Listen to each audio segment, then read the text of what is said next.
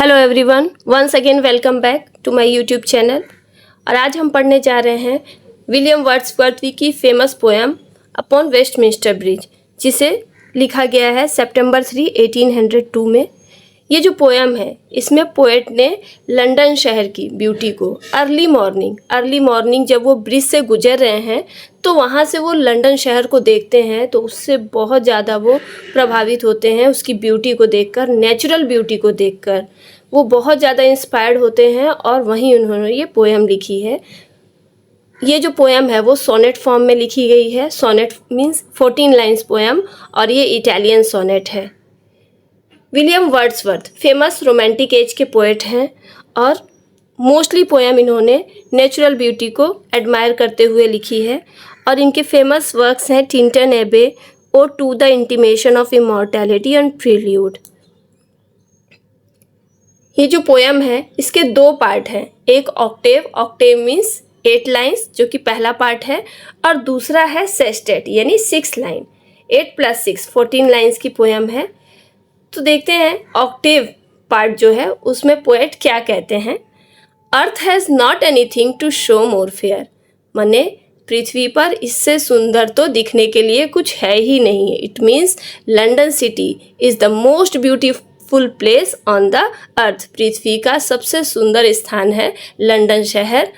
Dull would he be of soul who could pass by, वो इंसान डल है soul से, आत्मा से, मन से वो इंसान डल है, मूर्ख है। हु कुड पास बाई, जो यहाँ से गुजर जाता है और इग्नोर कर देता है, इसकी सुंदरता को देखे बिना, अर्ली मॉर्निंग इसकी सुंदरता को एडमायर किए बिना, एंजॉय किए बिना जो यहाँ से गुजर जाता है वो तो डल ऑफ सोल है।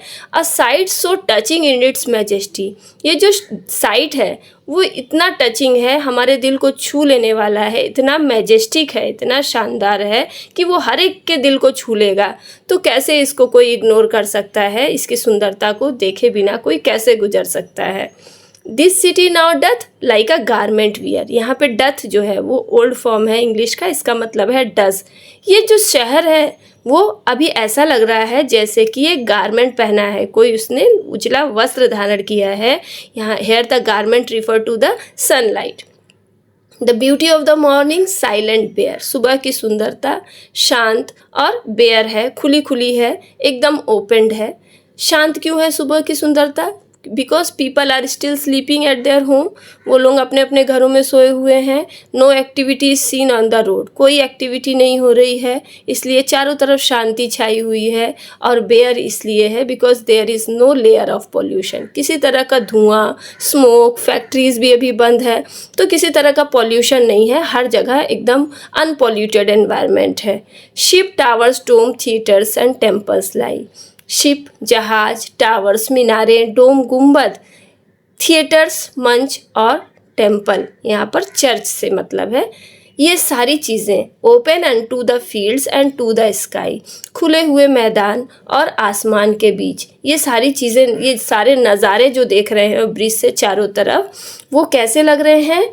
All bright and glittering in the smokeless air, ये सब के सब ब्राइट लग रहे हैं, ग्लिटरिंग चमक रहे हैं इन द स्मोकलेस एयर, धुएं से रहित हवा के कारण। जैसा कि बताया कि एयर जो है सुबह सुबह एकदम ताज़ी ताज़ी है, किसी तरह का धुआं पॉल्यूशन नहीं है, तो एयर जो है स्मोकलेस है, कोई धूल मिट्टी नहीं उड़ रही है, तो पूरा का पूरा एनवायरनमेंट जो है बहुत ही सुंदर लग रहा है। और जब सूरज की रोशनी पड़ रही है तो सब का सब जो है ब्राइट और ग्लिटरिंग लग रहा है।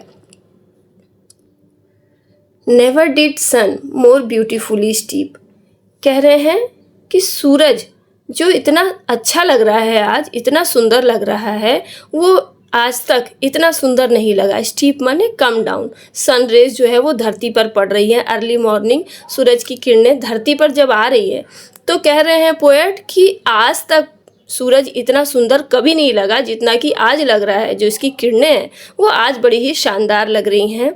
In his first Splendor valley, rock और हिल, उसकी पहली चमक किसकी? सन की जो पहली रेज हैं वो पड़ रही हैं कहाँ? वैली, रॉक और हिल पर। हिज रिफर किया गया है यहाँ पे सन को। Never saw I never felt a काम सो डीप, कह रहे हैं ना मैंने कभी देखा, ना कभी फील किया, महसूस किया इतनी गहरी शांति को, काम मीन्स शांति। कह रहे हैं कि यहाँ पर जो लंदन ब्रिज से जो गुजर रहे हैं, वेस्टमिंस्टर ब्रिज से, तो वहाँ पर इतना पीसफुल एनवायरनमेंट है, उसको वो एंजॉय कर रहे हैं और कह रहे हैं कि आज तक कभी इतनी गहरी शांति को उन्होंने महसूस ही नहीं किया। The river glided at his own sweet will, नदी जो है, here river refer to Thames river which flow under the Westminster Bridge. Westminster Bridge के नीचे से जो रिवर थेम्स है वो बह रही है अपनी मधुर इच्छा से, ओन स्वीट विल, अपनी मधुर इच्छा से बह रही है। जहाँ उसका डायरेक्शन है पानी का, जहाँ वाटर का अपना जो डायरेक्शन है उस तरफ बह रही है। क्यों? क्योंकि कोई बोट और शिप अभी एक्टिव नहीं है, पानी जो है एकदम इसमें किसी तरह की हलचल नहीं हो रही है, इसलिए अपनी मधुर इच्छा से जहाँ उसका डायरेक्शन है, जहाँ विंड उसको लेके जा रही है, उस डायरेक्शन में नदी जो है अपनी इच्छा से बहते हुए जा रही है।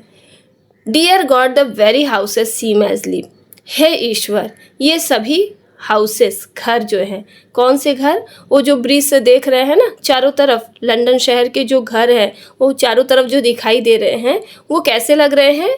एज लिव, सोए हुए लग रहे हैं, क्योंकि लोग अभी भी सोए हुए हैं। तो कह रहे हैं कि हे ईश्वर, ये सभी के सभी घर सोए हुए प्रतीत हो रहे हैं। And all that mighty heart is lying still, ये सब के सब माइटी हार्ट माने यहाँ पर ये जो सब के सब जो घर हैं, घर किसके? लंदन शहर।